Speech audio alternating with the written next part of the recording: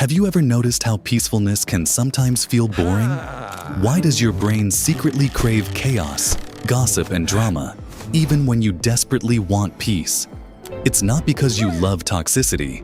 It is a biological addiction. Your brain is a chemical factory, and when you experience drama, arguments, or high-stakes emotional situations, your nervous system experiences a massive surge of dopamine, adrenaline, and cortisol.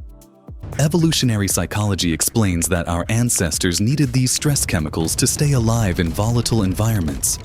But in modern life, your brain treats emotional drama like a hit of a drug.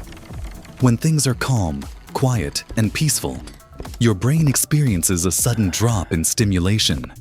It misinterprets that calm as danger or boredom, and it actually starts manufacturing problems out of nothing just to get its chemical fix. This is why people unconsciously sabotage stable relationships, start petty arguments, or spend hours doom scrolling through negative news. They are chemically dependent on the emotional roller coaster. The dangerous part?